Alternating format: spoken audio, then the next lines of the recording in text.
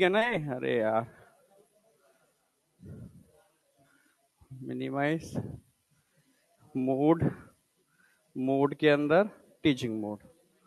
ठीक है, देखो मेडिकल के लिहाज से ये चैप्टर काफी इंपॉर्टेंट है। ठीक है, मतलब पूरा मेडिकल वाला ही फील आएगा। नीट में पुराने 3 से 4 क्वेश्चन इसके थे, पर अभी एक चैप्टर इन्होंने हटाया है। एक क्यों? बायो में देखा जाए तो इकोलॉजी के कम किए इन्होंने, कुछ आगे भी कम किए 12th में, 11th में भी कम किए, तो कुछ ना कुछ टॉपिक का वेटेज बढ़ाएंगे। तो वेटेज जो बढ़ाएंगे वो अप्लाइड का बढ़ाएंगे, तो अप्लाइड में काउंट होता है। बायोटेक जैसे काउंट होता है ना, ऐसे ये काउंट होता है। मॉलिक्यूलर काउंट होता है, ये भी काउंट होता है अप्लाइड में।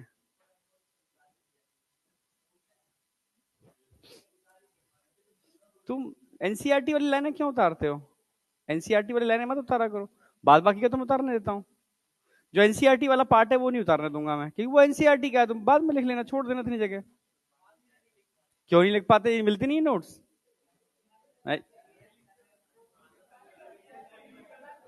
चलो ठीक है, ठीक है, ठीक है, ठीक है, एक क्लास ज्यादा लग जाएगी, कोई नहीं।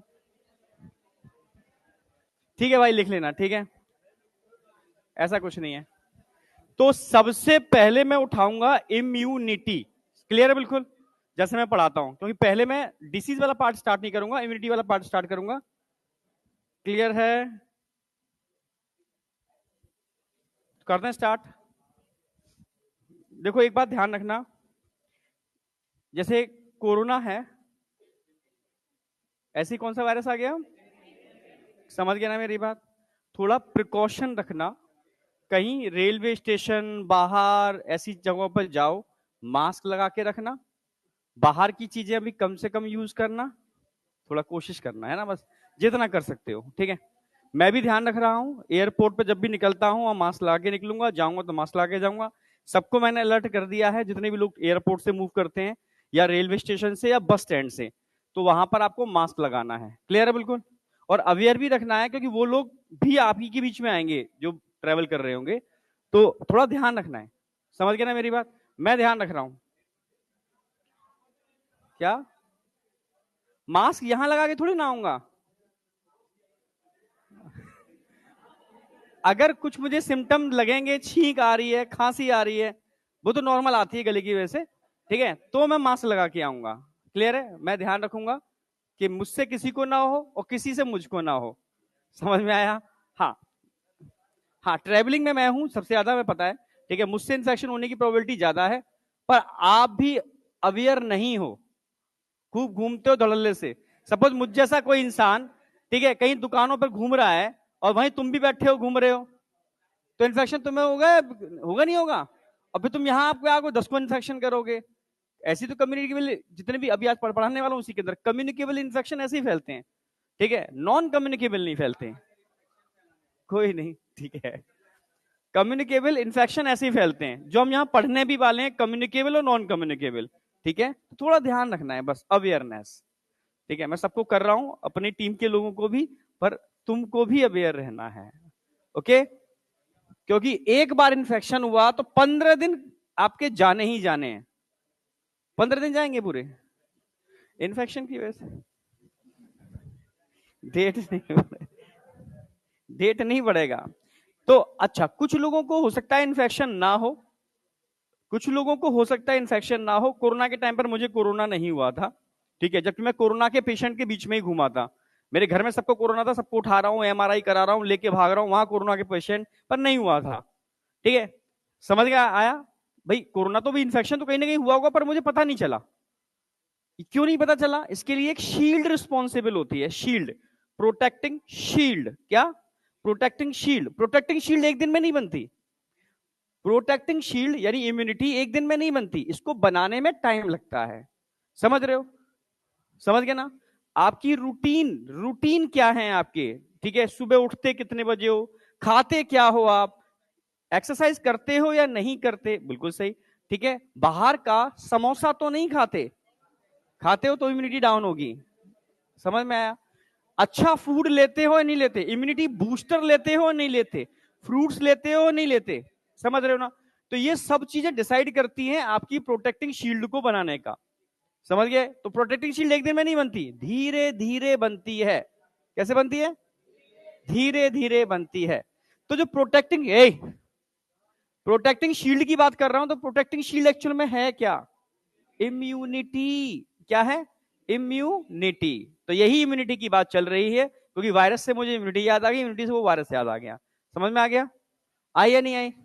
तो अब हमें आज पढ़ना क्या है? हमें पढ़ना है कि जो इम्यूनिटी होती है ये क्या है, कैसे काम करती है, कितने टाइप की हो सकती है, समझ रहे हो? कितने लाइन ऑफ डिफेंस में इसको डिवाइड किया है, first line of defence, second line of defence, third line of defence, कितनी स्पेसिफिक होती है, कौन सी नॉन स्पेसिफिक होती है। समझ गए ना मेरी बात? तो यही सब कुछ पढ़ना है हमें, ठीक है?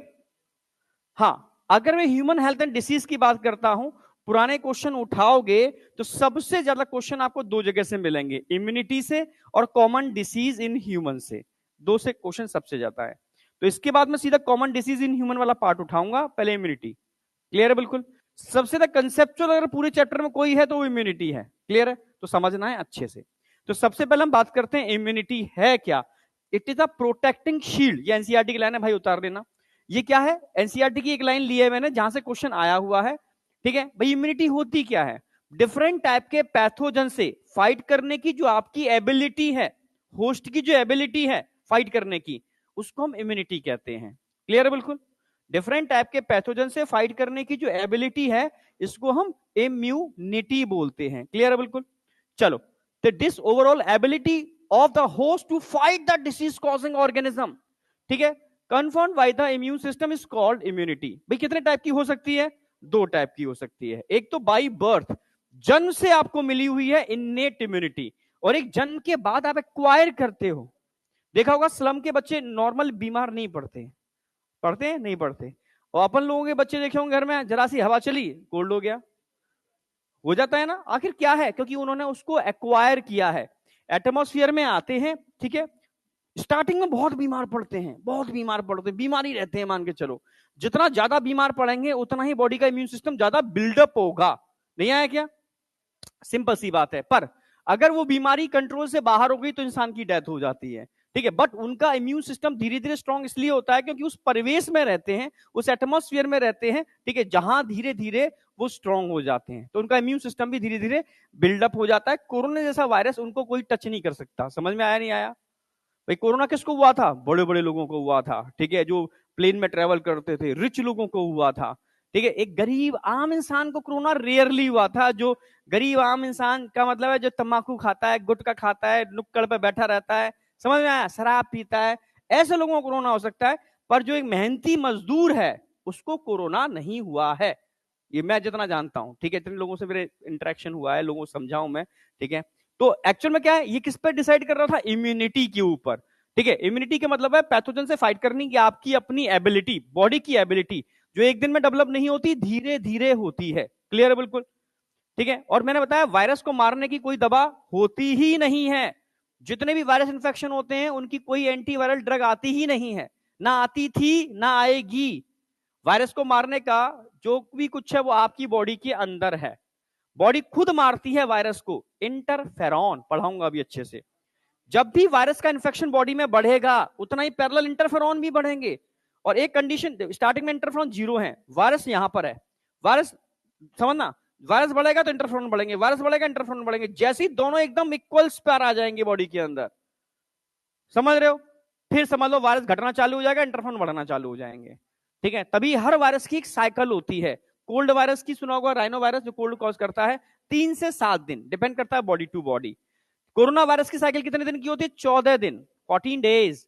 देखा होगा 10 दिन तक तुम सर्वाइव कर गए, फिर घटना चालू हो जाएगा और 14 डेज बाद आप ओके हो जाओगे। 14 डेज की साइकिल है, हर वायरस की एक अपनी साइकिल है, ठीक है। कभी आपने, अब तो खैर नहीं होता, ठीक है, स्मॉल पॉक्स, चिकन पॉक्स कभी हुए किसी को? हुए थे? तो वैक्सीन नहीं लगी? लगी तो फिर कैसे हुए? अच्छा, लगने के बाद कैसे हो जाएंगे भाई? पहले हुए होंगे बाद में वैक्सीन लगी, ऐसा कुछ हुआ क्या? पता ही नहीं है, बचपन का केस है, ठीक है, हाँ कोई नहीं, बचपन में नहीं याद रहता। पर आज की डेट में नॉर्मल आपने नहीं सुना होगा किसी को स्मॉल पॉक्स, चिकन पॉक्स हो रहे हैं, क्योंकि वैक्सीनेशन तगड़ा है, ठीक है, गवर्नमेंट की तरफ से फ्री ऑफ कॉस्ट है, यानी आप उसको एक्वायर ही तो कर रहे हो। भाई वैक्सीन अपने आप थोड़ी ना बन रही है अंदर, आप जा रहे हो वैक्सीन लगवा रहे हो, क्यों? क्योंकि भाई मैं एक इम्यून सिस्टम अपना एक्वायर कर रहा हूं अपने को प्रोटेक्ट करने के लिए, एक्वायर्ड इम्यूनिटी। समझ में आया? अच्छा, एक इम्यूनिटी तो बाई बर्थ आपको मिल रही है ना बेटा, इधर से जन्मजात। अच्छा, मैंने अक्सर कर बोला है बर्निंग केस में अक्सर कर भाई पहले सास बहू को जला देती थी, आज की डेट में हाँ उल्टा भी हो रहा है, ठीक है, हाँ हो रहा है, रियलिटी है, ठीक है। तो ये बर्निंग केस के अंदर जो लोगों की डेथ हो जाती थी उसका मेन कारण क्या था? जलने से तो डेथ नहीं होती। यस, इन्फेक्शन से क्यों होती है? क्योंकि एक्चुअल में आपको जो प्रोटेक्ट कर रहा है आपका इन्नेट इम्यूनिटी, आपकी स्किन, ये आपकी स्किन एक प्रोटेक्टिंग सिस्टम है। आपको नहीं पता आपकी स्किन के ऊपर इतना सारा माइक्रोफ्लोरा है। माइक्रोफ्लोरा समझते हो ना, ये बैक्टीरिया एटसेट्रा, ठीक है। इतना सारा माइक्रोफ्लोरा है, बैठा हुआ है, खूब रगड़ रगड़ के नहा लो, साबुन से नहाओ, डिटॉल में डुबकी लगा के नहाओ, तब भी वो रहेगा, नेचुरल फ्लोरा है, रहेगा, पर इन्फेक्शन नहीं करेगा। तुम्हें नहीं पता 80% पॉपुलेशन की लंग्स में माइकोबैक्टीरियम ट्यूबरकुलोसिस है, ये मैं नहीं बोल रहा, WHO का डेटा है, ठीक है। 80% मिनिमम डेटा बोला है, ज्यादा भी हो सकता है। और कानपुर इसका हॉट स्पॉट है। हॉट स्पॉट समझते हो? इंडिया के अंदर वो हॉट स्पॉट जहां से ओरिजिनेट होता है, फैलता है पूरी इंडिया के अंदर, कानपुर। वो तो बाहर रहे हैं शुरू से, ठीक है, समझ गए ना? कानपुरी क्यों है? हाँ, जितने भी गुटखा बनाने वाले मालिक सब कानपुर के ही हैं, ठीक है, जितने भी मैक्सिमम है। पर कानपुर में एक इंडस्ट्रियल एरिया है, जानते हो ना, घाटमपुर, वही कहीं है क्या? कानपुर में एक इंडस्ट्रियल एरिया, बहुत बड़ा इंडस्ट्रियल एरिया। अरे वो बेचारे अभी बीमार हैं, ठीक है, हाँ थोड़ा सा डाउन चल रहा है उनका हाथ। कह रहे थे चलो, पटना में आप सरवाइव कर गए ना, तो आपका इम्यून सिस्टम समझ लो मजबूत है, या मजबूत हो जाएगा, मैं सच कह रहा हूं, चीजें हैं, मजबूत करता है पटना, ठीक है। बच्चों को देख के समझ में आया पटना में क्यों बच्चा इतना मतलब मेहनती है, क्योंकि भाई जो यहां सरवाइव कर गया वो दुनिया में कहीं भी सरवाइव कर लेगा बहुत अच्छी तरीके से। सिंपल सी बात है, हाँ, स्ट्रगल फॉर एग्जिस्टेंस यहां देखने को मिलता है। तो सीधी सी बात है, तुम डाइवर्ट हो जाते हो, समझो मेरी बात, ठीक है। एक्चुअल में मैंने बोला कि कानपुर में वही इलाका क्यों है, क्योंकि वहां मजदूर बहुत ज्यादा रहते हैं, वहां कम्युनिटी कम्युनिकेबल, और एक साथ खाते हैं, एक साथ उठते हैं। एक को इन्फेक्शन है तो सबको इन्फेक्शन होगा बड़े पैमाने पर, नहीं आया क्या? और जितने भी ड्रग रेजिस्टेंट बैक्टीरिया बन रहे हैं, ड्रग रेजिस्टेंट समझते हो भाई, टीबी के गिनी चुनी 4 दवाएं आती हैं, पूरी 50 साल से कोई दवाई नहीं बनी, सोचो वही 4 दवाएं घुमा घुमा के कॉम्बिनेशन में दे रहे हैं, समझ रहे हो? टीबी का इलाज पक्का है, डॉट्स, पक्के इलाज का पक्का वादा, नहीं आया? टीवी में देखा है कभी? यस, ठीक है, हम लोग भी डॉट्स की खूब दवाएं बांटी हैं गांव गांव जा जा करके, ठीक है, क्योंकि मैं तो इसी पे काम किया है, माइकोबैक्टीरियम ट्यूबरकुलोसिस पे, ठीक है, हाँ। अब भाई पक्के इलाज का पक्का वादा तब है जब आप दवा गैप ना करो। अगर आपने कोई भी एंटीबायोटिक, मैं नॉर्मली बता रहा हूं, कोई भी एंटीबायोटिक आप ले रहे हो, ठीक है, डॉक्टर ने कहा 5 दिन का कोर्स है, 2 दिन बाद सही हो गए, क्या फालतू में बर्बाद कर रहे हैं, एंटीबायोटिक खिला रहे हैं बॉडी को, हटा दो एंटीबायोटिक। 2 दिन बाद क्या हो जाएगा? वो अगेन रिपीट करेगी बीमारी, और फिर वो एंटीबायोटिक काम नहीं करेगी, क्योंकि वो पैथोजन उसके अगेंस्ट क्या हो गया? रेजिस्टेंट हो गया, नहीं आया क्या? धीरे धीरे हम पैथोजन को रेजिस्टेंट करते जाएंगे और अपनी बॉडी को वीक करते जाएंगे, दवाएं काम नहीं करेंगी। इसकी वजह से बैक्टीरिया के अंदर एक पावर आ जाती है, ड्रग रेजिस्टेंट पावर। तो जलने की वजह से लोगों की जो डेथ हो रही है वो जलने से नहीं हो रही, वो एक हाईली ड्रग रेजिस्टेंट, ठीक है, पायोजेनिक पस फॉर्मिंग बैक्टीरिया है, स्ट्रेप्टोकोकस ऑरियस। ऑरियस, समझना मेरी बात, बहुत पायोजेनिक है। ऐसे ढेरों सारे ड्रग रेजिस्टेंट बैक्टीरिया आपकी स्किन के ऊपर हैं, नेचुरल माइक्रोफ्लोरा, ठीक है। तो उसकी वजह से डेथ होती है, क्योंकि स्किन आपका एक प्रोटेक्टिंग शील्ड है, स्किन आपका नेचर के द्वारा गिफ्ट दिया गया इन्नेट इम्यूनिटी है, समझ रहे हो ना मेरी बात, ठीक है। जैसे तभी मैं क्या कहता हूं, खाना चबा चबा के खाना, सोना नहीं, कोई भी हाथ हटा यहां से, रिलैक्स मोड में आ जाते हो तुम, एकदम रिलैक्स, तुम तकिया लगा के एकदम सुनो बस, ठीक है, तो नींद आ जाएगी ना, हाँ, ठीक है। खाना चबा चबा के खाना चाहिए, अक्सर कर बोलते हैं ना हम लोग, घर में भी तुमने सुना होगा मम्मा पापा से या दादा दादी से, जहां से भी है, खाना चबा चबा के खाओ, ध्यान से खाओ। जितना फूड को आप माउथ में होल्ड करोगे, एक तो फायदा क्या है, सलाइवरी एमाइलेज उस पर इतना अच्छा काम करेगा, उतना अच्छा डाइजेशन होगा, जितना अच्छा डाइजेशन होगा उतना सरफेस एरिया बढ़ेगा, जितना सरफेस एरिया बढ़ेगा उतना एंजाइमेटिकल एक्टिविटी अच्छी होगी, जितना एंजाइमेटिकल एक्टिविटी अच्छी होगी उतना फूड का परफेक्ट डाइजेशन होगा। ये तो होता है मैकेनिज्म। क्यों कहते हैं चबा खा? दूसरा कारण ये भी है, खाने में कितनी भी गंदगी है, कितना भी इन्फेक्टिव एजेंट उसमें मिले हुए हैं, जितना माउथ में होल्ड करोगे उतना ही वो पैथोजन फ्री हो जाएगा। समझ में आया? क्योंकि आपकी सलाइवा में बहुत सारी चीजें होती हैं, ठीक है, बहुत सारी चीजें होती हैं जो एंटी बैक्टीरियल हैं, ठीक है, जो आपको आपके खाने को मतलब बैक्टीरिया फ्री करती हैं। तो जितना आप होल्ड करोगे उतना आप प्रोटेक्टेड रहोगे। तो सलाइवा एक तरीके से आपका क्या है, प्रोटेक्टिंग शील्ड है, सबको दिया है नेचर ने भाई, हाँ या ना भाई? कहते हैं ना खाना स्टमक में धीरे धीरे खाओ, जब खाना धीरे धीरे स्टमक में पहुंचेगा धीरे एसिड एसिड ऐसा नहीं तो भरा हुआ है हमारे स्टमक में हर समय, इस समय तुम्हारा स्टमक खाली है, एसिड नहीं है तुम्हारे स्टमक के अंदर। जैसे एक निवाला खाओगे तो एसिड बनना चालू हो जाएगा। हर समय अगर स्टमक में एसिड रहेगा तो खतरनाक है भाई स्टमक के लिए। तो एसिड तभी बनता है जब जरूरत होती है। तो एसिड क्या एक तरीके से सबके अंदर बन रहा है ना, प्रोटेक्टिंग सिस्टम है। कोई भी खाना एसिड से गुजर के जाएगा तभी तो आप समझ रहे हो ना अंदर पहुंचेगा, तो वो आपको बचाने का काम कर रहा है, क्योंकि उसमें पैथोजन मर जाएंगे। ऐसी आपकी जितनी भी म्यूकस की मेम्ब्रेन है भाई, यहां से पैथोजन एंटर कर सकता है, यहां से पैथोजन एंटर कर सकता है, यहां से पैथोजन एंटर कर सकता है, स्किन से एंटर कर सकता है, सेक्सुअल रूट से एंटर कर सकता है। ये तो बॉडी के रूट हैं। इन रूट में या तो म्यूकस मिलेगा, या एचसीएल मिलेगा, या टीयर्स मिलेंगे, सलाइवा मिलेगी, समझ रहे हो ना? ये चीजें मिलेंगी जो एक तरीके से आपको प्रोटेक्ट करती हैं, नेचर ने सबको दी है। तो ये नेचुरल इम्यूनिटी का पार्ट है, इननेट इम्यूनिटी का पार्ट है, ठीक है। और एक इम्यूनिटी जो आप डेवलप करते हो, जन्म लेते ही बच्चों को पहला टीका लगता है बीसीजी, ठीक है, जानते हो बीसीजी किसके लिए होता है?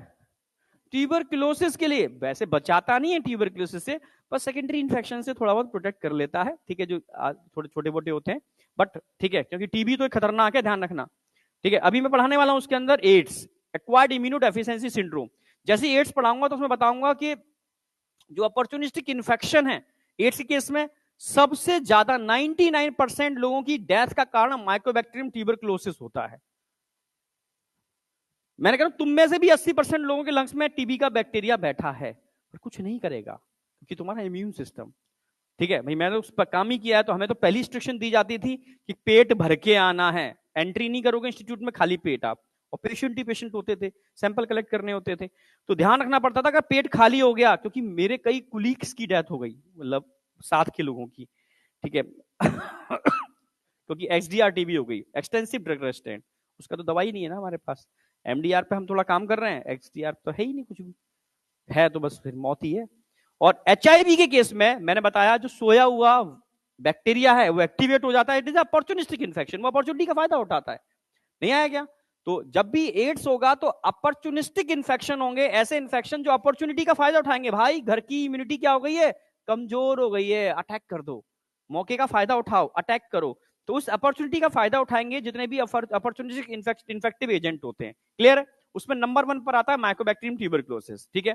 तो दो तरीके हैं एक्वायर्ड इम्यूनिटी के, या तो आप बीमार हो जाओ, बीमार हो जाओगे तो आपके अंदर इम्यून सिस्टम डेवलप हो जाएगा, सिंपल सी बात है, बी लिम्फोसाइट बनेंगे, मेमोरी सेल बन जाएंगे, इम्यून सिस्टम डेवलप, या आप वैक्सीन लगवा लो। आप वैक्सीनेशन क्या है, एक तरीके से टीकाकरण, वैक्सीनेशन इम्यून सिस्टम का डेवलप करना ही तो है। क्यों लगवाते हो वैक्सीनेशन, क्यों करवाते हो?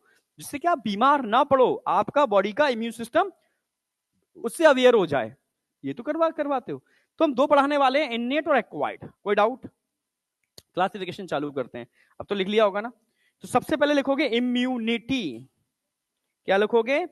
इम्यूनिटी। क्लास के अंदर तो गर्मी है भाई, बाहर ठंडी है, पर क्लास में जैकेट की जरूरत नहीं लग रही, हल्की सी बस वो पहन लो, सही है। हाँ स्टार्ट कर रहे हो लिखने वाले? धीमे लिखने वाले हैं वो सब। तू बातें करता है इसलिए नहीं लिख पाता तू, लिखना चालू करो अब सीधे। अब समझ में आया कि मैंने सब बच्चे लिख लेते हैं, इसी को क्या दिक्कत आ रही है? अब देखता हूं ये क्या करता है। अगर मैं इम्यूनिटी की बात करता हूं बेटा, तो इम्यूनिटी को हम कितने पार्ट में डिवाइड कर सकते हैं? दो पार्ट में, दो पार्ट में, ठीक है। कौन कौन सी इम्यूनिटी हो सकती है? अभी जस्ट मैंने बात की है इन्नेट इम्यूनिटी और एक्वायर्ड इम्यूनिटी।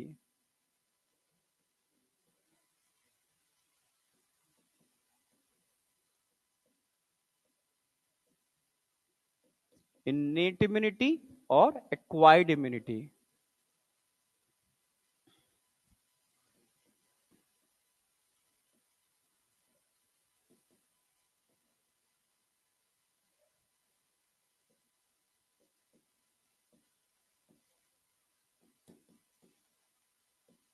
समझना,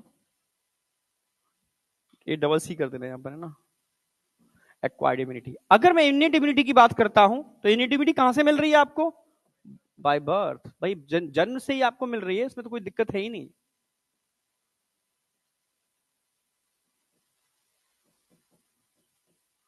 पर ये आप एक्वायर कर रहे हो आफ्टर बर्थ।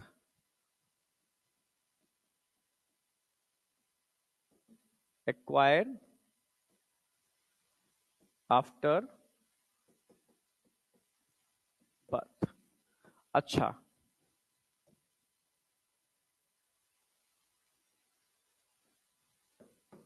अच्छा अब समझना, अगर मैं भाई जैसे लाइन ऑफ डिफेंस समझते हो, जब भी कोई अटैक करता है किसी क्ले पर तो देखा होगा लाइन ऑफ डिफेंस बनाए जाते हैं। भाई सबसे पहले पैदल सैनिक लगा दिए हमने, ठीक है, या अभी भी देखे होंगे तुमने जो जैसे कारगिल का युद्ध हुआ था या कुछ भी हुआ थे, सबसे ज्यादा जो फौजी, जो ऐसे फौजी जो सबसे ज्यादा मतलब फ्रंट पर रहते हैं, ठीक है, वो देखे वो उन फौजी को, वो क्या होते हैं, वो मेन जो जो हाँ बीएसएफ के तो होते ही हैं, पर बीएसएफ में भी वो जो मतलब क्या कहते हैं उनको, एक टर्म यूज करते हैं इसके लिए,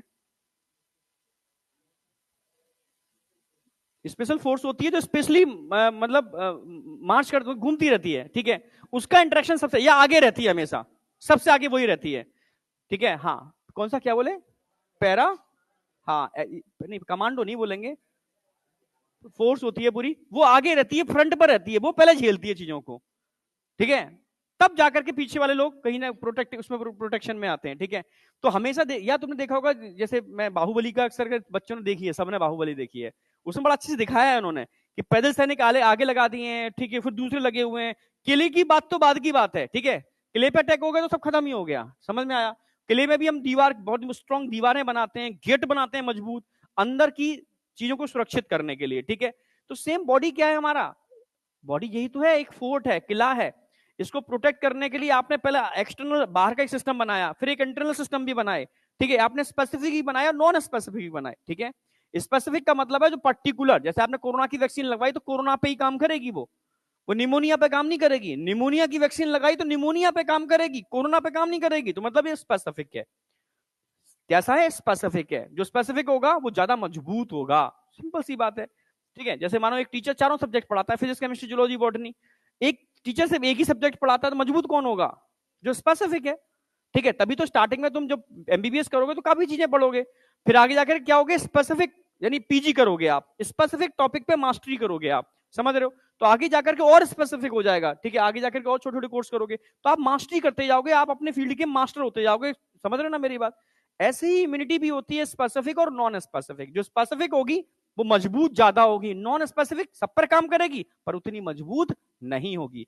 तो हम इस पूरे सिस्टम को लाइन ऑफ डिफेंस में डिवाइड करेंगे, जैसे first line of defence, second line of defence, third line of defence. तो इन्नेट इम्यूनिटी को मैं दो लाइन ऑफ डिफेंस में डिवाइड कर सकता हूं, कौन कौन से, फर्स्ट और सेकंड, फर्स्ट और सेकंड, थोड़ा समझना, है कुछ भी नहीं, बस समझने का है, फर्स्ट लाइन ऑफ डिफेंस और सेकंड लाइन ऑफ डिफेंस। जबकि यहां क्या बात करेंगे हम, third line of defence, third line of defence, ठीक है। तो सबसे पहले बात कर रहा हूं first line of defence, first line of defence, second line of defence, second line of. अच्छा, आपकी केमिस्ट्री उसका बीटी सर वाला कोर्स खत्म हो गया क्या? अच्छा अच्छा, मेरा मैसेज था सर मेरा कोर्स खत्म हो गया, आप मेरी क्लास ले सकते हो, इसलिए थोड़ा कंफ्यूज था मैं। हाँ, ऐसे जैसे तो मजाक कर रहे होंगे, हो सकता है, ठीक है, तो मैं फिर पूछ लूंगा सर, तो मतलब लगभग खत्म है, मतलब ये कहना चाह रहे होंगे, ठीक है, हाँ 5 लेक्चर ना, क्या छूटा है, क्या छूटा है, अच्छा कुछ छूटा है ना, अभी रह गया है, मतलब अच्छा ठीक है, ठीक है ठीक है ठीक है, तो हो जाएगा, फिर तो हो जाएगा। सेकेंड लाइन ऑफ डिफेंस और third line of defence. Third line of defence, ठीक है। अगर फर्स्ट लाइन ऑफ डिफेंस की बात करूं, अब तो लाइन ऑफ डिफेंस समझते हो ना भाई। फर्स्ट लाइन ऑफ डिफेंस में हमने बैरियर बनाए, जैसे आप जब भी किसी पे अटैक करते हो तो आपको क्या मिलते हैं, बीच में बैरियर मिलते हैं। भाई पहला बैरियर तोड़ना पड़ेगा, फिर दूसरा बैरियर तोड़ना पड़ेगा, फिर तीसरा बैरियर तोड़ना पड़ेगा। नींद आ रही है? आ रही नहीं? हाँ क्यों बोल रहे थे फिर? अच्छा ठीक है, नींद आ रही है, हाँ। ठंडी में ये तो दिक्कत है, जैसी गर्मी मिल जाती है ना, ठीक है, अब बैठे हो, गरम गरम लग रहा है, बाहर ठंडी है, अंदर गरम लग रहा है, ठीक है। सुबह सुबह चावल, कोई नहीं, मैं जानता हूँ ये, ठीक है, हाँ ठीक है। तो एकदम क्या हो जाता है, नींद आना चालू हो जाती है। और पढ़ाई करते वक्त है कि जैसी ऐसी बातें चालू करेंगे नींद चली जाएगी, ऐसा होता है ना सर। ऐसी ऐसी इधर उधर की बातें करो तो नींद चली जाएगी, पढ़ाई की बात करोगे तो तुरंत नींद आ जाएगी, ऐसा होता है? यस सर, सही बात है भाई। क्योंकि मुझे याद है जब तुम्हारी उम्र पे मैं था तो मैंने भी फिजिकल केमिस्ट्री पढ़ी थी, बताया ना, फाड़ के फेंकने वाला वो था। तो नीचे वाली क्लास में बताया होगा, वो एक मास्टर साहब थे, ठीक है, बहुत दूर थे, मतलब शहर से बहुत दूर। साइकिल थी हमारे पास भी, नॉर्मल वाली साइकिल होती है ना वो, वैसी आजकल तो स्टाइलिश साइकिल होती है, सिंपल वाली साइकिल। हाँ ऐसा ऊपर बैठ जाते हैं, हैंडल ऐसा होता है।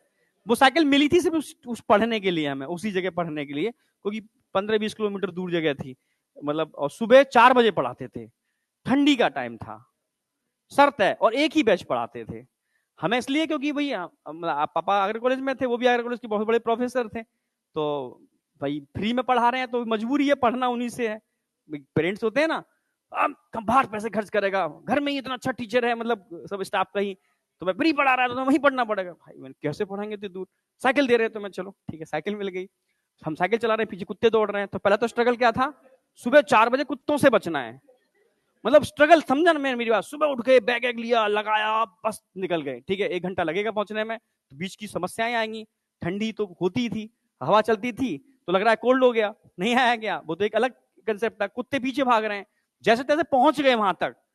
अब सोचो, अब वो मास्टर साहब, अपने छोटा सा कमरा था, उसमें बालकनी डीसी टाइप का वो बना रखा था उन्होंने, बेंचेस का, अंगीठी टाइप का एक हीटर बड़ा अच्छा सा चला के, गर्म एकदम हॉट, बाहर ठंडी है, सब लड़के आ रहे हैं, अंदर क्या है, खतरनाक गर्मी, कमरा ठस भरा हुआ है बच्चों से, जैसे ऊपर लेट हो गए तो ऊपर देख रहे हैं, नीचे वो लिख रहे हैं, वो क्या लिख रहे हैं पता नहीं।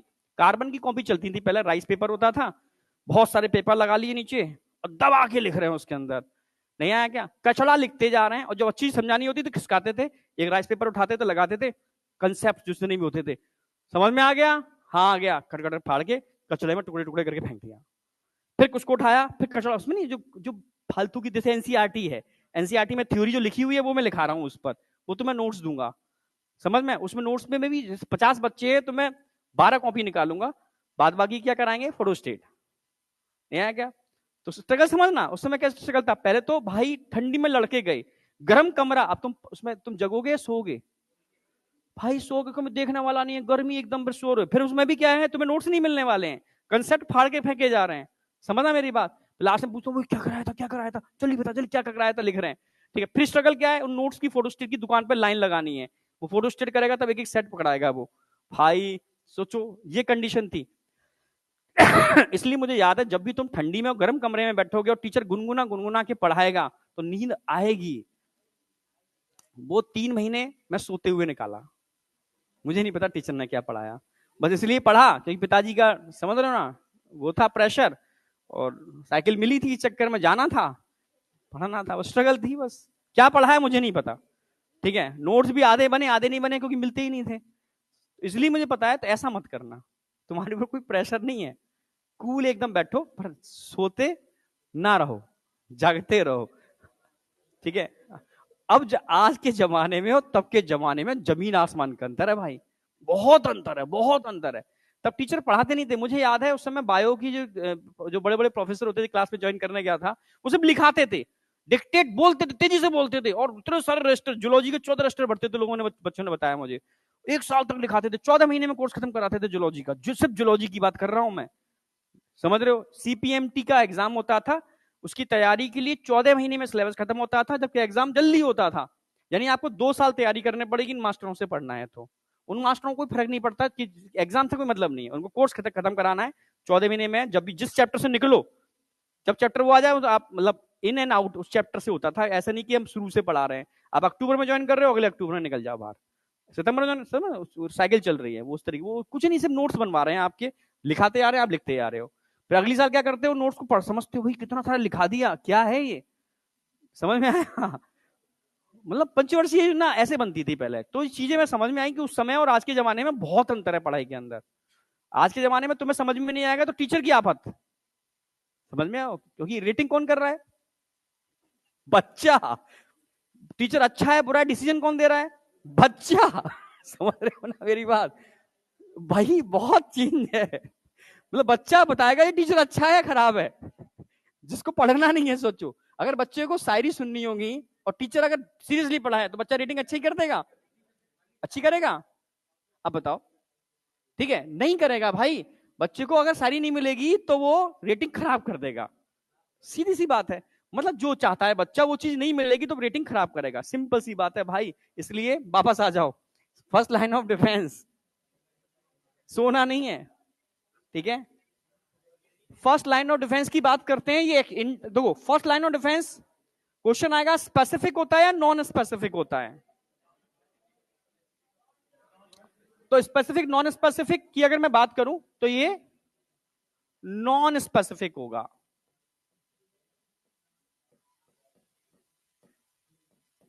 इंटरनल होगा एक्सटर्नल होगा? एक्सटर्नल होगा। Second line of defence specific या नॉन स्पेसिफिक?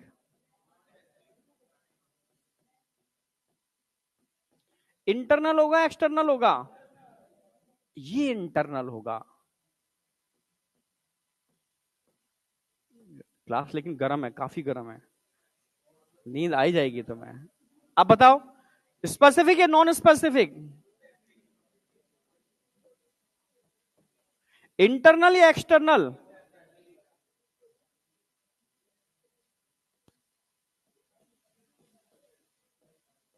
इसमें कोई डाउट? कौन है? अरे भाई ऐसा भी मत करो ना, ऐसा भी मत करो, ठीक है? चलो देखो, स्पेसिफिक नॉन स्पेसिफिक समझ में आ गया, इंटरनेशनल समझ में आ गया, ठीक है? अब मैं बैरियर की बात करूंगा। फर्स्ट लाइन ऑफ डिफेंस में कितने बैरियर आते हैं जरा बताओ? 2, फिजिकल और फिजियोलॉजिकल। फिजिकल समझते हो? फिजिकल जिसके अंदर कहीं ना कहीं एनाटॉमी इन्वॉल्व हो जाती है। फिजियोलॉजी हिंदी में क्या कहते हैं? कार्य की, जहां इंटरेक्शन होते हैं। फिजियोलॉजी जहां इंटरेक्शन होते हैं। फिजिकल का मतलब है जैसे आपने, जैसे स्किन फिजिकल बैरियर है, जहां आपका स्ट्रक्चर आ गया, एनाटॉमी आ गई, समझना मेरी बात? और फिजियोलॉजी का मतलब है जहां इंटरेक्शन आ गया, सीक्रेशन आ गई फिजिकल बैरियर की, ऐसे याद रखना। तो फिजिकल बैरियर इसमें आ जाएगा, फिजिकल बैरियर, फिजिकल बैरियर,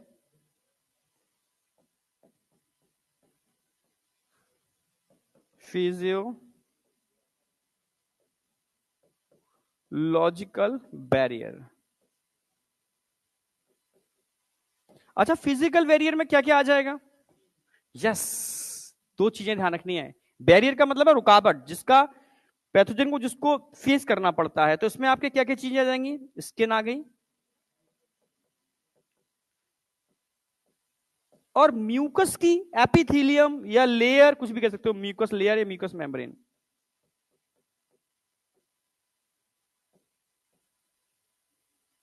ये 2 लेयर हैं, स्किन एक लेयर है, म्यूकस की एक लेयर है। ये फिजिकल बैरियर का काम कर रहे हैं, यानी कोई भी पैथोजन आएगा पहले इनसे टकराएगा। भाई बाहर तो स्किन है, रेस्पिरेटरी ट्रैक में म्यूकस मेम्ब्रेन है, डाइजेस्टिव ट्रैक में म्यूकस मेम्ब्रेन है, सेक्सुअल ट्रैक में म्यूकस मेम्ब्रेन है, ठीक है? इसके अलावा अच्छा, आईज में टीयर्स हो गए, तो लगभग ये क्या कर रहे हैं? प्रोटेक्ट ही तो कर रहे हैं आपको, फिजिकल बैरियर।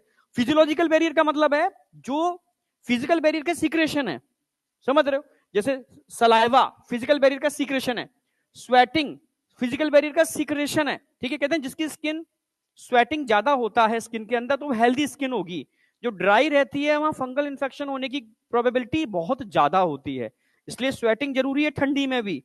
कहते हैं ना कि थोड़ी सी आप रनिंग करो, एक्सरसाइज करो, हेल्दी रहो, क्योंकि स्किन थोड़ी सी स्वेटिंग, मतलब वो आपको बॉडी को हेल्दी रख रही है, सिंपल सी बात है। तो इसमें क्या आ गया, HCl आ गया, सब चीजें इसमें फिजियोलॉजिकल बैरियर में आ गई। तो इसमें फिजियोलॉजिकल बैरियर के अंदर हम बात करें, यही लिख देते हैं, जैसे सलाइवा आ गई,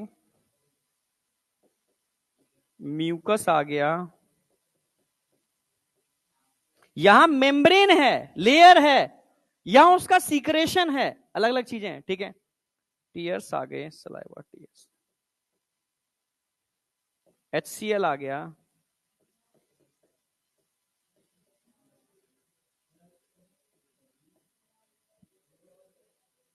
और बताओ, सलाइवा, म्यूकस, हाँ यही आ गए सारे, ठीक है।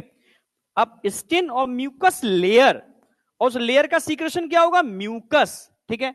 तो म्यूकस किस में आ जाएगा, फिजियोलॉजिकल, और ये किस में आ गया, फिजिकल बैरियर में। बट डायरेक्ट एग्जांपल, सीधे एग्जांपल क्वेश्चन आएंगे, कुछ ज्यादा 3-5 नहीं आएगा इसमें। अच्छा, second line of defence, specific है नॉन स्पेसिफिक, भाई नॉन स्पेसिफिक है ये भी, इंटरनल है एक्सटर्नल है, ये इंटरनल है। तो उसमें मैं 4 बैरियर कराऊंगा। पहला मैं कराने वाला हूं यहां पर, सबसे पहला बैरियर क्या ले लें, सेलुलर बैरियर ले लेते हैं। एनसीईआरटी में सेलुलर और साइटोकाइन ही अच्छे से दे रखा है डिटेल्ड में, ठीक है। पर 2 वेरिएंट मैंने एडिशनल ऐड किए हैं, क्योंकि वो इन्फ्लामेशन सब जगह आता है, पूरी ह्यूमन हेल्थ एंड डिजीज में जगह जगह पे इन्फ्लामेशन मिलेगा। WBC की जब भी बात आएगी तो डायबिटीज इन्फ्लामेशन वहां मिलेगा, ठीक है। और आपको पता भी होना चाहिए, इन्फ्लामेशन एक प्रोटेक्टिंग मैकेनिज्म है। शरीर में चोट लगने के बाद सूजन आ रही है तो वो सुरक्षा के लिए आ रही है, पेन हो रहा है तो सुरक्षा के लिए हो रहा है। पर हम क्या करते हैं, एंटी इन्फ्लामेटरी, पेन किलर सब खा लेते हैं, नहीं आया क्या। तो उसकी नेचुरल मैकेनिज्म का हम क्या कर रहे हैं, विरोधी तो कर रहे हैं, ठीक है। क्यों कर रहे हैं, क्योंकि टेक्नोलॉजी बढ़ चुकी है। अब इन्फेक्शन को मारने के लिए हमारे पास कुछ और भी चीजें हैं, एंटीबायोटिक है, तो क्यों हम इतना पेन लें, क्यों सूजन का झंझट झेलें। इसलिए हमने एंटी इन्फ्लामेटरी और पेन किलर ले लिए, क्योंकि एंटीबायोटिक हम साथ में ले रहे हैं। आई या नहीं आई, आई, ठीक है। तो सेलुलर बैरियर,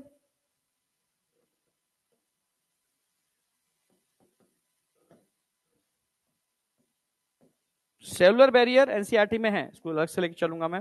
इसके अलावा आ जाओ फीवर या इन्फ्लामेशन कराता हूं पहले, ये सबसे इंपॉर्टेंट।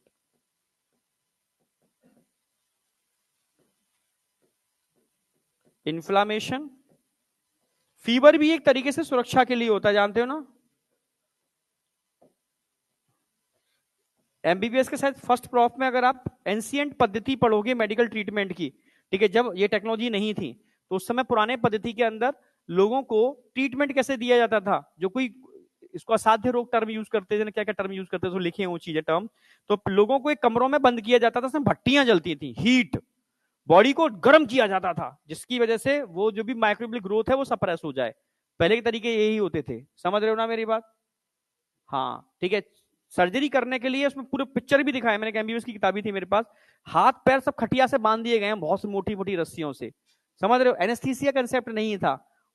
यस, सीधा पेट चीर दिया, वो चला रहा है, चीख रहा है, भाई मजबूरी थी, यही करना होता था, ठीक है। तो कहीं पुरानी पद्धति क्या थी और आज की कितना चेंज हो चुका है, पूरा चीर फाड़ कर दो बॉडी का, तुम सो रहे हो पता ही नहीं चल रहा है, एनेस्थीसिया दे दिया। हाँ, पेन किलर के लिए मॉर्फिन तब भी यूज की जाती थी, आज भी यूज की जा रही है, ठीक है, उसमें तो कोई डाउट है ही नहीं। राजा महाराजाओं के टाइम से पेन किलर के लिए मॉर्फिन के अर्क दिए जाते थे, पापाइवर सोमनीफरम, ओपियम पोपी, जानते हो ना, हाँ। उसकी खेती तब भी होती थी, आज भी होती है, कूट करके अर्क पिलाए जाते थे, वैद्य पिलाते थे उस समय, ठीक है। आज के डेट में मॉर्फिन की टैबलेट्स आते हैं, नेचुरल पेन किलर है, नो साइड इफेक्ट। लेकिन नॉर्मल पेन किलर खाओगे किडनी चली जाएंगी आपकी, लीवर चला जाएगा आपका, ठीक है। तो पेन किलर जितना कम से कम खाओ उतना ही, जितना दवाओं से दूर रहो वो अच्छा है, बस ध्यान, जितना दूर रहो वो अच्छा है। जरूरत पड़ने पर खानी पड़ेंगी, ये भी जरूरी है। अगला पढ़ना है साइटोकाइन बैरियर,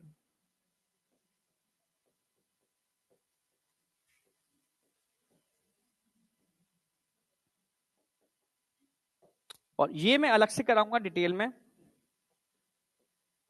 इसके अंदर हम पढ़ाने वाले हैं 2, सेल मीडिएटेड इम्यूनिटी, सेल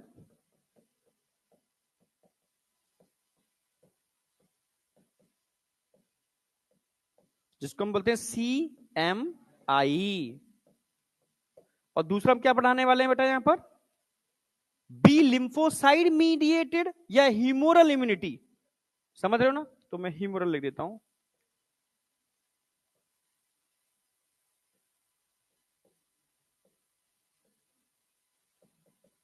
ये हम पढ़ाने वाले हैं स्पेसिफिक के अंदर, थर्ड लाइन ऑफ डिफेंस के अंदर। तो अब मैं, ये तो यहां खत्म हो गया, इसमें तो कोई दिक्कत होना नहीं चाहिए आपको। अब मैं यहां से स्टार्ट कर रहा हूं। Second line of defence non specific internal होती है, सेलुलर बैरियर पहले कराऊंगा, फिर इन्फ्लामेशन, फीवर और साइटोकाइन, आज का टारगेट। ठीक है, लिख लिया? देखो ये लोग लिख लेते हैं तुरंत, हुआ नहीं हुआ? हो गया, बहुत सही। तुम तो मुझसे साथ साथ चलने चाहिए, तो बहुत आराम आराम से लिखाता हूँ, फिर बते आता हूँ, फिर लिखाता हूँ, फिर बते आता हूँ। दौड़ भाग करने वाला काम ही नहीं है, कोई दौड़ भाग के पढ़ा ही नहीं मैंने कभी। आराम से चल रहे हैं ना एकदम, बस यार बिल्कुल ठीक है। अब क्या इसके बाद, क्या बायोटेक और इवोल्यूशन, टाटा बाय बाय। नहीं नहीं नहीं, आराम से होगा सब। मैं, हम और बोटी से लगभग साथ साथ करेंगे। क्या? अच्छा, कैसी बात कर रहे हो आप भाई?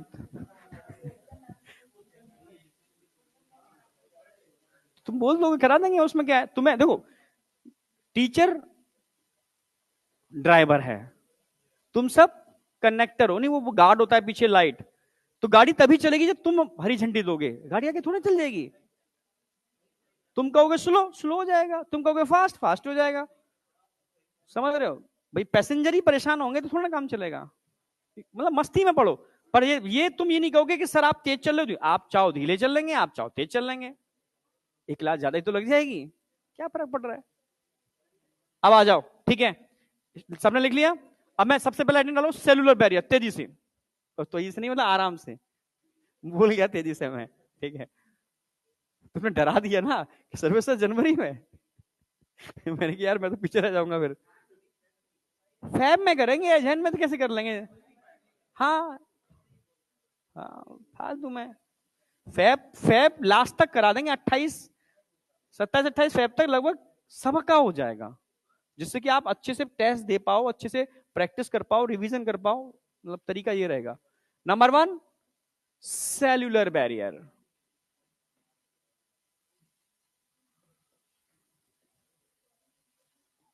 सेलुलर बैरियर,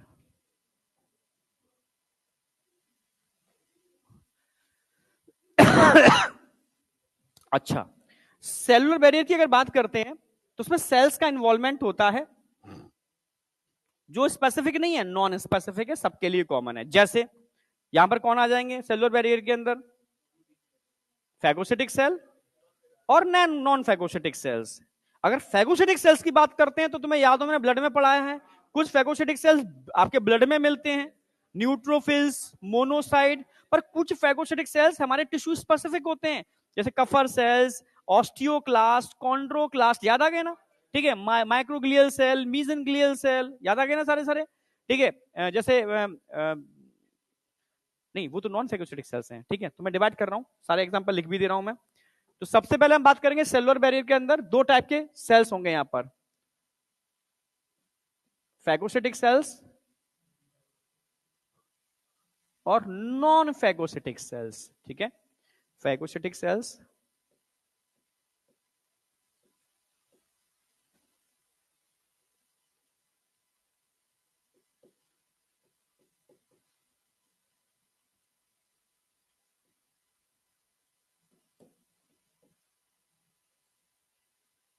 और नॉन फैगोसिटिक सेल्स, नेचुरल, ठीक है।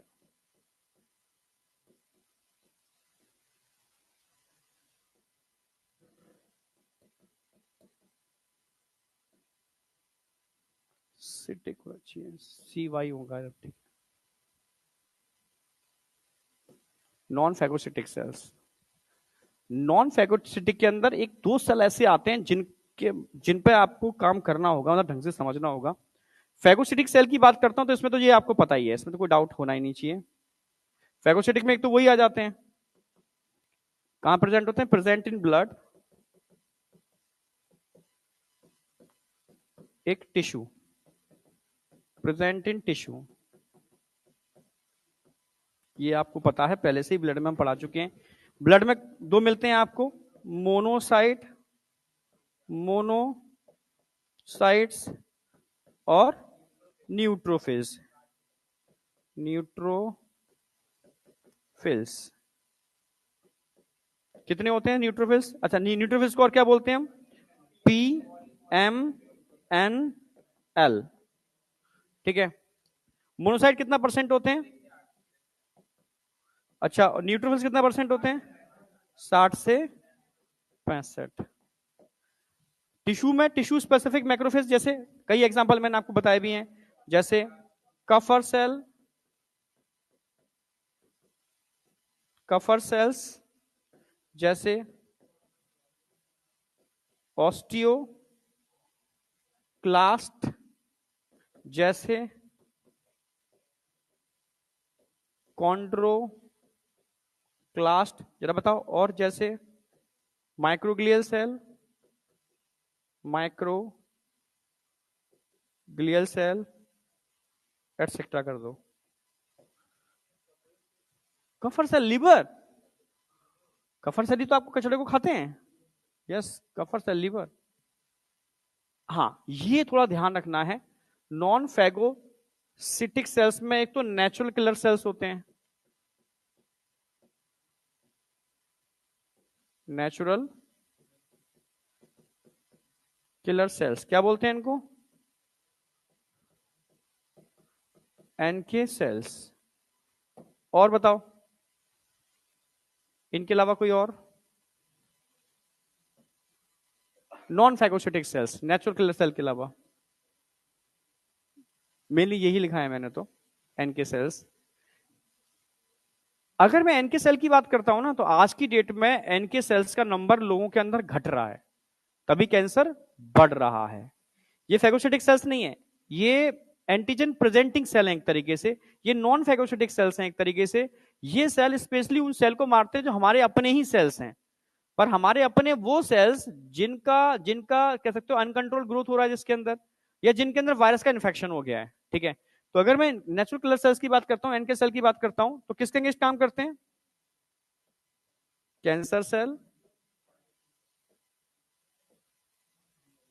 And virus infected cell.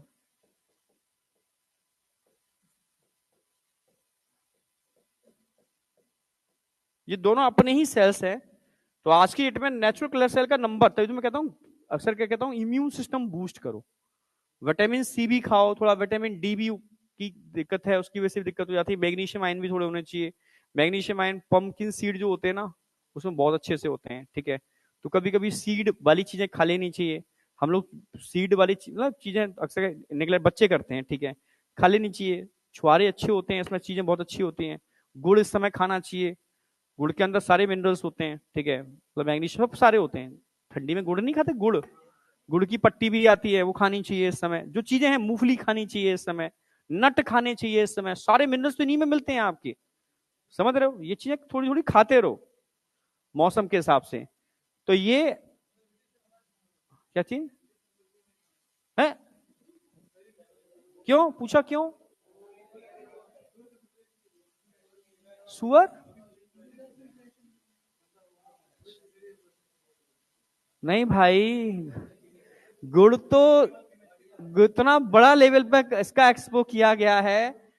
गांव गांव में गुड़ खाया था, मजदूर मजदूरी करके आता है, गुड़ जरूर खाता है। पाचक होता है, मिनरल्स का सबसे बेहतरीन सोर्स है। बड़े बड़े आयुर्वेदा में, पुराना तुम एंशिएंट आयुर्वेदा उठाओगे ना, तुम पढ़ोगे एमबीबीएस के अंदर आगे चीजें पढ़ोगे आगे जाकर के, तो गुड़, गुड़ और हनी ये सप्लीमेंट की तरह यूज किया जाता है। कोई भी मिक्स करना है, गुड़ हनी यूज कर लो, वो तो है। हाँ, जो मैं नेचुरल गुड़ गुड़ की बात कर रहा हूँ, जो आरटी ऐसे बन रहा है उसकी बात। नेचुरल गुड़ बहुत हेल्दी है भाई। मैं खाना खाने के बाद गुड़ जरूर खाता हूँ। ठीक है, अभी भी लेके आया हूँ करीब 2 किलो गुड़। ठीक है, क्या? नेचुरल का मतलब पता नहीं मार्केट में कैसे कैसे मिलावट के गुड़ आ रहे हैं, मैं उनकी बात नहीं कर रहा। नेचुरल जो देसी गुड़ होता है उसकी बात कर रहा हूं मैं, वो हेल्दी होता है भाई। हाँ, तो ये बेसिक समझ में आ गया होगा। अब थोड़ा समझने वाला पार्ट है, जैसे इन्फ्लामेशन, सूजन, चोट लग गई, तो चोट लगने पर वो कैसे आपको प्रोटेक्ट कर रही है। ठीक है, चोट लगने पर प्रोटेक्ट कैसे कर रही है, देख लो। Number 2, inflammation.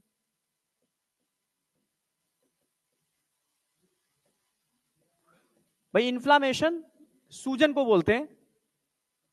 चोट लगने पे कैसे प्रोटेक्ट करता है, तो अक्सर का एक डायग्राम बनाया, तो मान लो किसी का स्किन है ये ब्रेक हो गया, जब भी स्किन ब्रेक होगा चोट लगेगी तो इन्फेक्टिव एजेंट अंदर एंटर नहीं करेंगे, बैक्टीरिया की एंट्री स्टार्ट, बैक्टीरिया की एंट्री स्टार्ट। ये सब कौन है, बैक्टीरिया। बैक्टीरिया की एंट्री स्टार्ट। जब बैक्टीरिया अंदर आते हैं तो जो इंजर्ड टिश्यू हैं,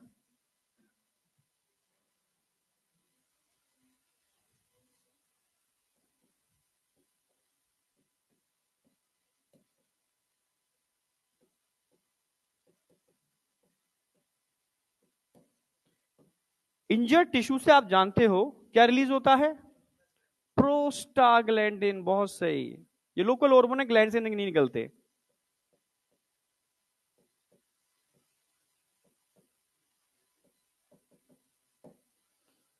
अगर मैं प्रोस्टाग्लैंडिन की बात करता हूं तो देखा होगा जहां इंजरी होती है वहां दर्द भी होता है। दर्द क्यों होता है, जिससे कि सेल्स को पता चले कि भाई यहाँ, हम लोग क्या कहते हैं, दर्द को ही बंद कर देते हैं। दर्द है इंडिकेटर कि भाई दर्द हो रहा है, यहां पर सप्लाई ज्यादा करो, समझ रहे हो, यहां पर रिपेयर ज्यादा करो, यहां चोट लगी है तो रिपेयर सिस्टम फास्ट होता है, पर हम पेन किलर खा लेते हैं। तो प्रोस्टाग्लैंडिन एक तो स्टिमुलेट करते हैं किसको, यस,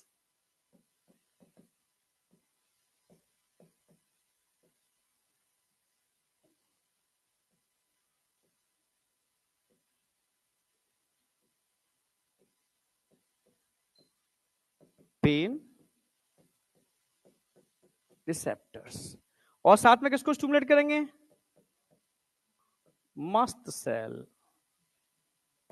मास्ट सेल।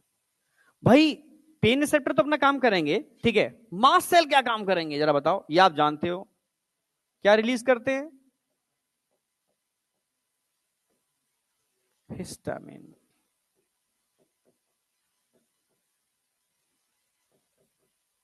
हिस्टामिन आप जानते हो, पढ़ चुके हो, क्या है, वैसो डायलेटर, वैसो डायलेटर। तो भाई हिस्टामिन क्या काम करेगा, वहां के आसपास के रीजन के अंदर जो ब्लड वेसल्स होंगे उनको क्या कर देगा, डायलेट नहीं कर देगा, ये डायलेट कर दिया। और ब्लड वेसल्स अगर डायलेट होंगे तो वहां ब्लड का फ्लो बढ़ेगा घटेगा, सिंपल सी बात है, बढ़ जाएगा, ज्यादा ब्लड पहुंचेगा। और साथ में जो वेसल्स में स्ट्रेचिंग आएगी, स्ट्रेचिंग की वजह से पोर साइज वेसल्स का बढ़ जाएगा, सिंपल सी बात है। तो यहां पर रेडनेस आ जाएगी, जब भी सूजन आती है तो वहां रेडनेस आती है। रेडनेस क्यों आती है, क्योंकि यहां ब्लड का फ्लो बढ़ जाता है। सबसे पहले रेडनेस आएगी, ब्लड का फ्लो बढ़ गया, आज समझना।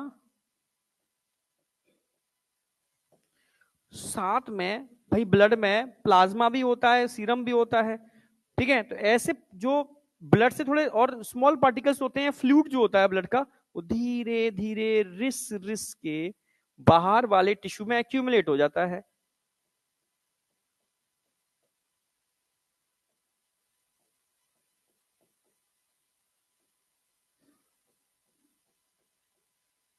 जब फ्लूइड का एक्यूमुलेशन होगा बाहर के टिश्यू में तो सूजन आ जाएगी, सिंपल सी बात है। और ब्लड में क्या होते हैं, डब्ल्यूबीसी, ब्लड में कौन होंगे, डब्ल्यूबीसी, डब्ल्यूबीसी है। ये धीरे धीरे जब ब्लड का डायलेशन होगा वेसल्स का, तो वहां पर ब्लड का फ्लो थोड़ा स्लो हो जाएगा, नहीं आएगा भाई, डायलेशन हो गया तो ब्लड ज्यादा पहुंच रहा है तो धीरे वहां स्लो, पतला होगा वेसल्स, स्पीड ज्यादा होगी, डायमीटर बढ़ेगा, स्पीड स्लो हो जाएगी। स्पीड स्लो हो जाने की वजह से डब्ल्यूबीसी क्या करते हैं, वॉल से अटैच हो जाते हैं, चिपक जाते हैं। और पोर साइज बड़ा होने की वजह से धीरे से ये डब्ल्यूबीसी यहां से क्या कर देते हैं, निकलना चालू कर देते हैं, अमीबॉइडल मूवमेंट करते हुए निकल गए। ये निकल के कहां जाएंगे, धीरे धीरे अमीबा की तरह मूव करते हुए, धीरे धीरे अमीबॉइडल मूवमेंट करते हुए, धीरे धीरे अमीबॉइडल मूवमेंट करते हुए कहां जा रहे हैं, साइट ऑफ इंफेक्शन। कौन सा मैकेनिक्स, बहुत बढ़िया, लगाने दो भाई, सही है, फिजिक्स बायो फिजिक्स कंसेप्ट नहीं लगेंगे आगे। तो सीधी सी बात है, आगे जाकर के ये क्या काम कर लेंगे, मुंह फाड़ेंगे, भाई अब तो हम इन बैक्टीरिया को खाएंगे, नहीं आया, और ये बैक्टीरिया को खाना स्टार्ट कर देंगे, फैगोसाइटोसिस स्टार्ट कर देंगे। नहीं आया क्या? तो ये क्या है, WBC क्या कर रहे हैं, डायपेटिसिस, डायपेटिसिस क्या है ये, अमीवॉइडल मूवमेंट।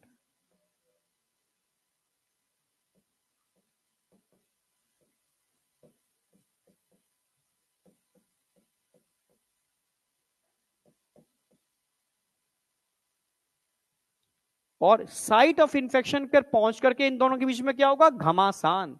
उस घमासान में इनकी भी लाशें होंगी, इनकी भी लाशें होंगी, मतलब पस। नहीं आया क्या? पस इज अ टॉक्सिक मटेरियल जिसको इल्यूट आउट करती है बॉडी, बाहर निकालती है। समझ रहे हो? तो सिंपल ये तरीका है बॉडी के डिफेंस सिस्टम का। ठीक है, समझ में आ गया होगा। तो इन्फ्लामेशन अगर कहीं हो रहा है, वैसा तो है नहीं कि इस बैक्टीरिया के लिए होगा उसके लिए नहीं होगा, सबके लिए होगा, कॉमन है, तो नॉन स्पेसिफिक है, इंटरनल है। समझ गए ना मेरी बात? प्रोटेक्टिंग मैकेनिज्म का पार्ट है, सेल्स का इन्वॉल्वमेंट है, so it is a cell wall barrier. आई या नहीं आई? अब आगे बढ़ते हैं। अब बात करते हैं फीवर। भाई हर बीमारी में बुखार तो आता ही आता है। बुखार क्यों आता है? क्योंकि बॉडी जानती है अगर टेम्परेचर बढ़ा दिया जाए तो बॉडी के माइक्रोबियल एक्टिविटी सप्रेस हो जाएंगे, क्योंकि हर माइक्रोब के अंदर एंजाइम होते हैं और एंजाइम टेम्परेचर के सेंसिटिव होते हैं, क्योंकि एंजाइम प्रोटीन से मिलकर बने होते हैं और प्रोटीन आप जानते हो टेम्परेचर सेंसिटिव होते हैं। समझ रहे हो? तो तुरंत वो टॉक्सिक सब्सटेंस जिनको इंटरल्यूकिन्स बोलते हैं, ठीक है, पायरोजेंस बोलते हैं, वो हाइपोथैलेमस पर रिसेप्टर्स होते हैं, वो हाइपोथैलेमस को इंड्यूस करते हैं कि भाई टेम्परेचर बढ़ाओ, टेम्परेचर बढ़ाओ। तो हाइपोथैलेमस थर्मोरेगुलेटर है, वो टेम्परेचर बढ़ा देता है। टेम्परेचर बढ़ते ही माइक्रोबियल एक्टिविटी सप्रेस हो जाती है, और देखा होगा जब आपको पसीना आता है, बॉडी हीट करती है, तो आपको अच्छा लगता है, अच्छी फीलिंग आती है, ठीक है, आपको मतलब रिलीफ मिलता है। ठीक है, जब धीरे धीरे माइक्रोबियल एक्टिविटी सप्रेस हो जाती है और बुखार चला जाता है, नेचुरली मैकेनिज्म है। ठीक है, आज की डेट में तो हम तुरंत एंटीबायोटिक ड्रग ले लेते हैं, पैरासीटामोल खा लेते हैं। क्यों? क्योंकि हम एंटीबायोटिक खा रहे हैं साथ में, हम एंटीबायोटिक से मारेंगे, हम बॉडी की इम्यूनिटी से नहीं मारेंगे, तो हम इनडायरेक्टली क्या कर रहे हैं, बॉडी की इम्यूनिटी को काम ही नहीं करने दे रहे हैं, तो कमजोर होगी या मजबूत होगी? इसलिए हम बीमार पड़ जाते हैं, क्योंकि इम्यूनिटी हमारी कमजोर हो रही है, क्योंकि हम ड्रग्स पर डिपेंड हो गए हैं, बॉडी की इम्यून सिस्टम को काम ही नहीं करने दे रहे हैं। समझ गए ना मेरी बात? यस, हो गया। अब आ जाओ, हेडिंग लिखो, फीवर। ये एनसीईआरटी दो कलर की कैसी है, ब्लैक एंड व्हाइट? अच्छा, ठीक है, ये सही है।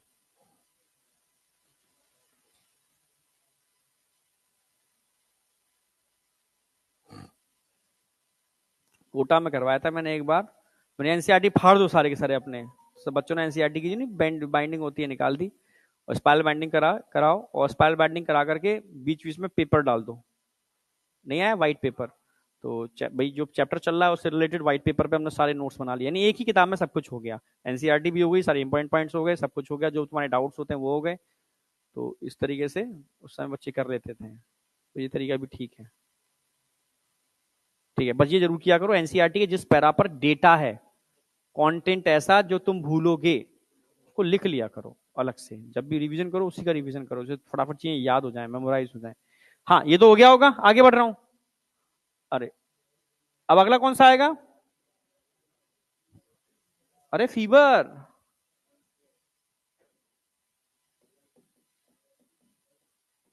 अगर फीवर की बात करूं तो फीवर भी आपका, ठीक है, इन्नेट इम्यूनिटी का ही पार्ट है। जिस बॉडी के अंदर क्या होंगे भाई, बैक्टीरिया होंगे। अटैक कौन करेगा? बैक्टीरिया। अटैक कौन करने वाला है? बैक्टीरिया। और बैक्टीरिया किससे फाइट करेगा? WBC। बैक्टीरिया किससे फाइट करने वाला है? WBC।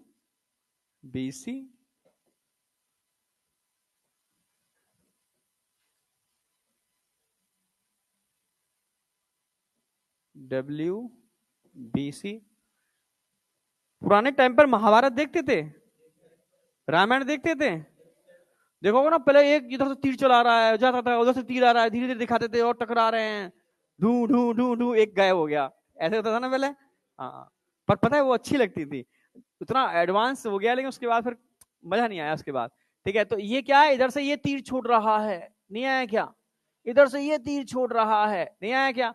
दोनों में घमासान चल रहा है, बहुत सारी WBC मरेंगी, बहुत सारे बैक्टीरिया की डेथ होगी। ठीक है, तो डेड मटेरियल पस होता है, आप जानते हो। ठीक है, तो बैक्टीरिया क्या रिलीज करते हैं इस घमासान के अंदर?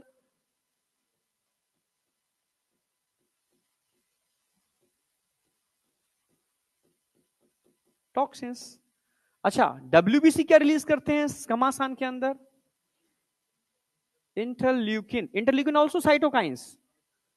साइटोकाइंस दो टाइप के होते हैं, इंटरल्यूकिन एंड इंटरफिरॉन। ठीक है, it is immune cell messenger. जैसे हम कहते हैं सेलुलर मैसेंजर क्या है हमारा? हॉर्मोन्स। हॉर्मोन्स से सेलुलर मैसेंजर।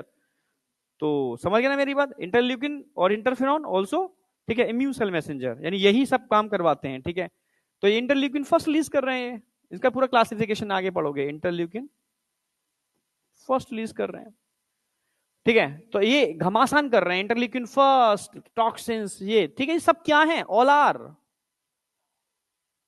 भाई, ये तो लड़ रहे हैं, जैसे भाई एक ने ब्रह्मास्त्र चलाया, दूसरे ने ब्रह्मास्त्र चलाया, वो तो चला रहे हैं, मरेगा कौन? आम जनता, आम लोग मर रहे हैं भाई।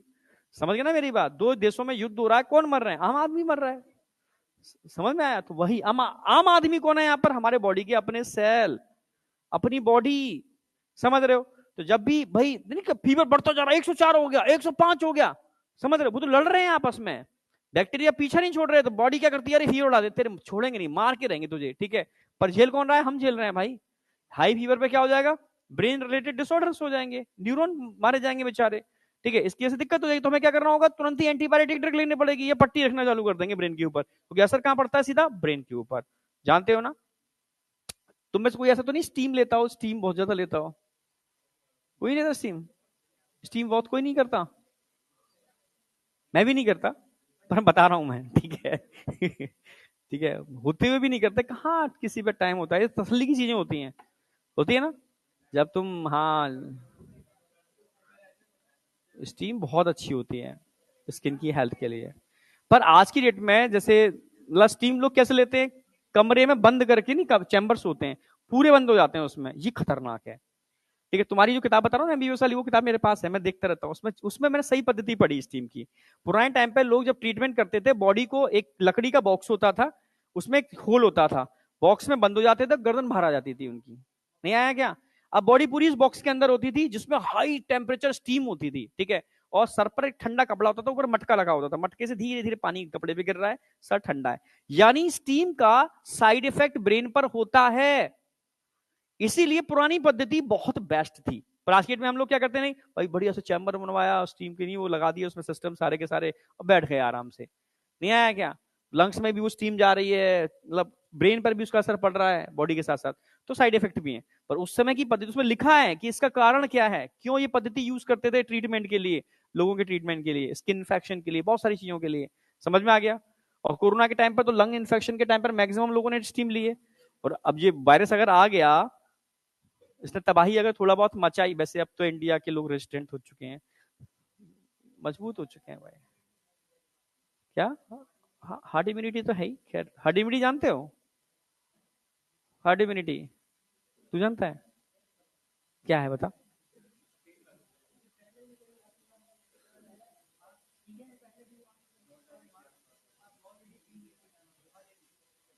जैसे ये सब बैठे हैं,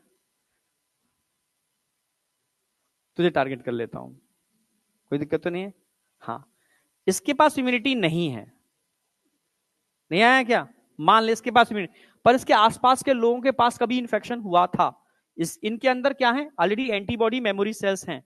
ठीक है, मान लो तुझे, मान लो इन्फेक्टिव एजेंट है, मान ले, ठीक है, इन्फेक्शन है, तू उसके पास तक पहुंचना चाहेगा, पर पहुंच पाएगा? तू पहले इसको इन्फेक्शन करने की कोशिश करेगा, इसको करेगा, ठीक है, पर ये ऑलरेडी इम्यूनिटी बिल्डअप है इनके पास, ठीक है, तो इनको इन्फेक्शन नहीं होगा। यानी जब इनको इन्फेक्शन नहीं होगा, तो साइकिल टूट गई आगे की, आगे साइकिल नहीं जा पाएगी, तो वो बिना वैक्सीनेशन के प्रोटेक्टेड हो गई, यानी इन्फेक्टिव एजेंट उसका कुछ नहीं बिगाड़ पाएगा, क्योंकि बीच के लोग ऑलरेडी इम्यूनाइज थे, समझ, साइकिल रन नहीं कर पाई, इसको बोलते हैं हर्ड इम्यूनिटी। अगर मैक्सिमम पॉपुलेशन इम्यूनाइज है तो वो लोग भी प्रोटेक्टेड हो जाते हैं उन लोगों की वजह से जो अनइम्यूनाइज हैं, समझ रहे हो। तभी तो ऐसे लोगों के बीच में रहना चाहिए जो पढ़े लिखे हो, जो वैक्सीनेशन करते हो, जानते हो, ठीक है, वैक्सीनेशन जरूरी है, समझ रहे हो, या उन लोगों के बीच में रहना चाहिए जो खूब बीमार पड़ते हो, तो इम्यूनिटी उनके अंदर अच्छी होगी। तो ऐसे केसों में क्या होता है, वो लोग प्रोटेक्टेड हो जाते हैं जो किसी कारण से वैक्सीनेशन नहीं करवा पाते, इसको हर्ड इम्यूनिटी बोलते हैं, समझ रहे हो ना। यानी चैन टूट गई आपकी इन्फेक्शन की। इन्फेक्टिव एजेंट तभी एंडेमिक पैंडेमिक लेवल पे पहुंचता है, एपिडेमिक लेवल पहुंचता है जब मैक्सिमम लोग अनइम्यूनाइज हो, मैक्सिमम लोग अनइम्यूनाइज हो। हटाओ हाथ यहां से, तो नहीं, उससे बोल रहा था मैं, वो तो आराम से हाथ रख के सो रही थी। कोई नहीं, मौसम ही ऐसा है भाई, ठीक है। समझ में आई मैं किसकी बात कर रहा था, कोई बोलेगा नहीं किसकी बात कर रहा था, सुन रही थी, ठीक है, हाँ नहीं सुन रही थी भाई, ऐसी बात नहीं है। हर्ड इम्यूनिटी, ठीक है, तो हर्ड इम्यूनिटी का कंसेप्ट समझ में आ गया होगा। ये सब क्या है, पायरोजन, ऑल आर पायरोजन। और जितने भी पायरोजन्स होते हैं उनका रिसेप्टर्स कहां होते हैं, हाइपोथैलेमस के पास। सीधा पायरोजन किसको स्टिमुलेट करेंगे,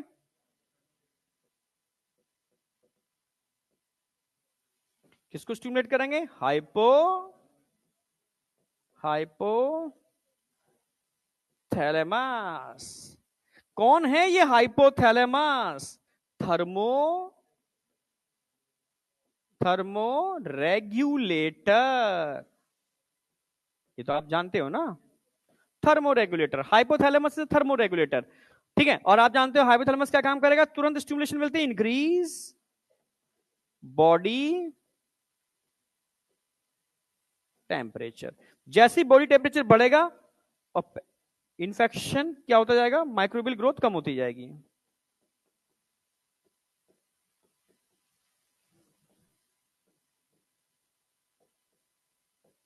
कम होती जाएगी, ये आप जानते हो। पर आज की डेट में हम क्या लेते हैं, एंटीबायोटिक ड्रग लेते हैं, क्या लेते हैं, antibiotic drug like paracetamol.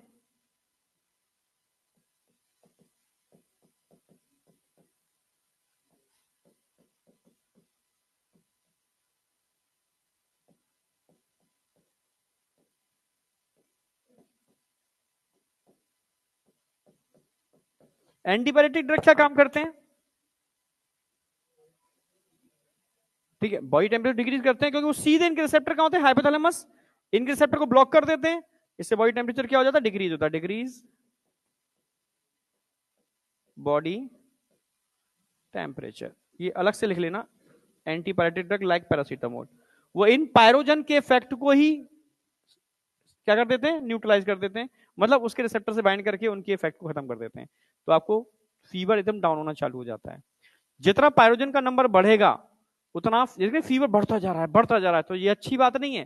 Fever continue बढ़ रहा है यानी पायरोजन बहुत ज्यादा रिलीज हो रहे हैं, बहुत ज्यादा तगड़ा अटैक हुआ है, बहुत ज्यादा घमासान चल रहा है बॉडी के अंदर। तो उस समय क्या करना चाहिए, हम लोग खाना छोड़ देते हैं।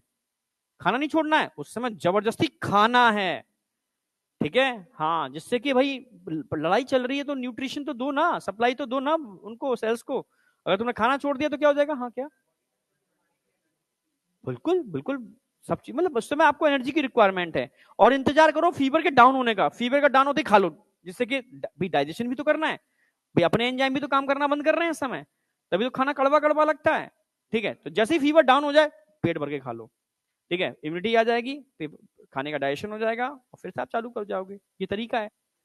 हो गया, कोई डाउट। अब सबसे इंपॉर्टेंट चीज जहां से क्वेश्चन आएगा, ठीक है, साइटोकाइन बैरियर, ये इंपॉर्टेंट है, साइटोकाइन बैरियर। क्या, इतनी टाइम कैसे हो गया, अच्छा आज मैं लेट था थोड़ा ना, कितना टाइम ज्यादा हो गया क्या, कोई नहीं कल कर देंगे, ठीक है, कल थोड़ा टाइम से आएंगे, पहले नहीं आ पाएंगे, ठीक है, 8:30 वाला टाइम शायद कब से, कल से पर से है, अभी 8:15 है या 8 है, 8 है,